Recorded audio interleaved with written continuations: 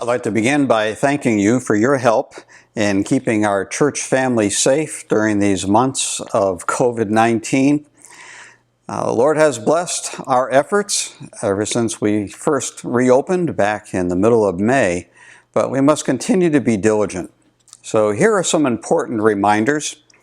First, please stay home if you have a temperature of 100 degrees or higher, or if you have other of the key symptoms that we've all gotten accustomed to hearing listed.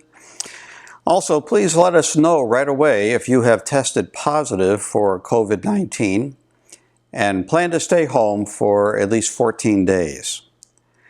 Also ask that you strive to follow social distancing standards and exit the building as soon as possible after the service has concluded. Keep in mind that others in attendance might be more sensitive to the virus issue than you feel, and try to respect the distance that others seem to indicate is appropriate for them.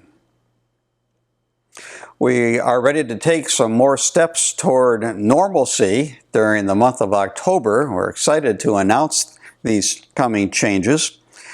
First, in preparation for that, our upstairs renovation project is now complete. This includes the restrooms upstairs as well as the two back stairwells. But they need some cleaning in order for us to be able to use our upstairs. There's a lot of dust and other debris up there. So we have scheduled Friday, September 25th as a special work day just for that part of our building. This will be like a kind of a white glove cleaning opportunity. So there will be a Cornerstone needs request coming your way by email, and you can indicate your ability to participate, your availability at that time. Also, of course, the rest of our property is ready for our twice annual cleanup, both inside the building and our landscaping. So we've scheduled the following week, October 3,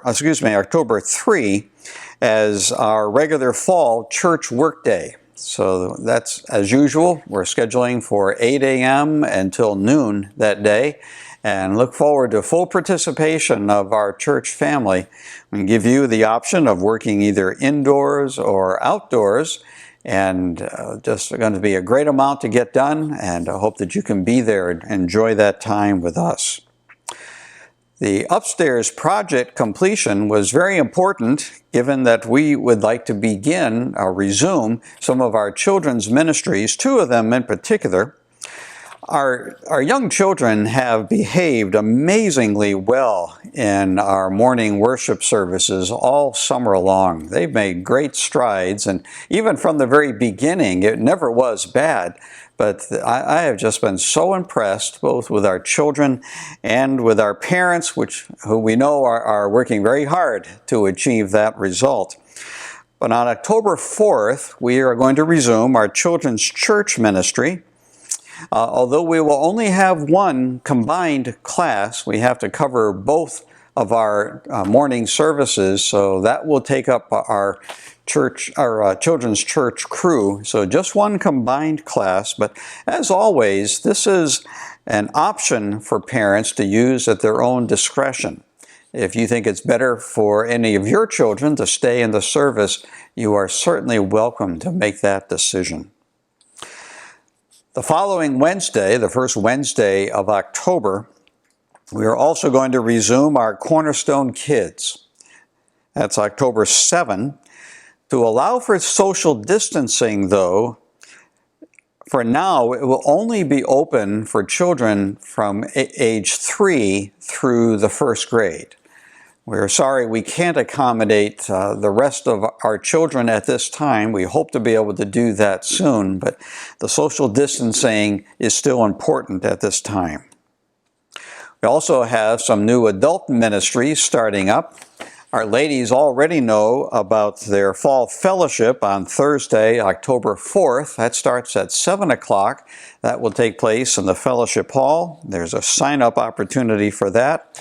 And then the following week, our women's life studies will begin as well. And of course, sign-ups are already ongoing for that. Hope our ladies can participate in both of those. For our men, we are ready to resume our men's breakfast, and we'll do that on our regular schedule, which will occur then on October 17 for the first meeting. And that'll be at our usual time, 7:30 to 9 o'clock. The combination of social distancing will be fairly simple there. That way, we'll just have to spread out a little bit more at the tables, use more tables, and we'll have a little different procedure for serving as well instead of self-serve. But we'll let you know more about that as we get closer. Another special resumed service I'm excited to tell you about is Building Believers. This will begin on Sunday, October 18. We'll resume our evening service from that point on. Seating will be first come, first serve, with any overflow seating we'll use in the fellowship hall as needed. I hope that you'll plan to join us for that service, because on that day, Joel and Sarah Wagner will be with us, and they'll be reporting on their Bible translation ministry as well as their summer furlough travels. It is after that service, shortly after that, that they plan to go back to Tennessee, and that's their home base here in the States, and make their plans and begin their packing for their return to Myanmar for their second term of service coming up. In order to reopen our evening service, that means we also need to reopen our nursery. That's just an expanded opportunity for our nursery personnel, which means we could use some additional nursery workers to cover that service. We'd ask that you please then respond to the October nursery scheduling email when you receive that.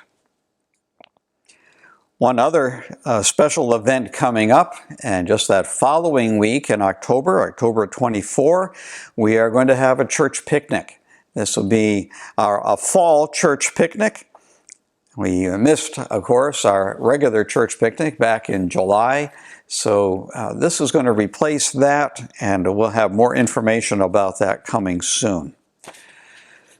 Just two more announcements related to the election coming up.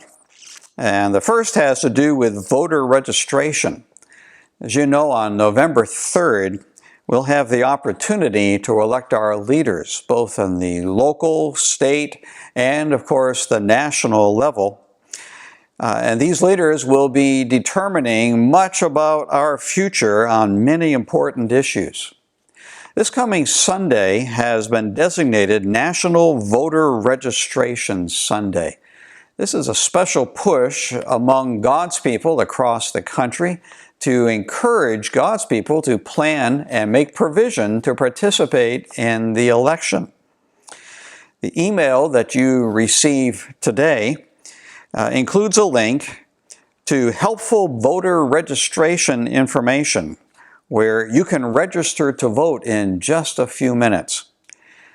If you're already registered, that same website can help you locate your polling place and sign up for election reminders. So we encourage you to take advantage of this resource to help prepare for your participation in this upcoming election. And then finally, also in direct connection with the upcoming election, I'd like to encourage you to engage in special prayer both for our nation and for our country in these very difficult times. Recognizing that this may turn out to be the most important election of our lifetime, with the urgency heightened even further with the passing of Supreme Court Justice Ruth Bader Ginsburg just last night. Some Cornerstone members have already taken the initiative to begin gathering together for a special prayer session, meeting for maybe an hour or so, perhaps some fellowship associated with that as well. Hard to resist that.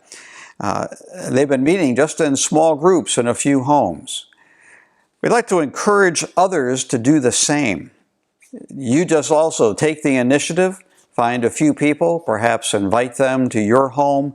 Select a time. Some are using right now, while our evening service is still waiting in the wings of using Sunday evening to do that. You could use that time or some other convenient time.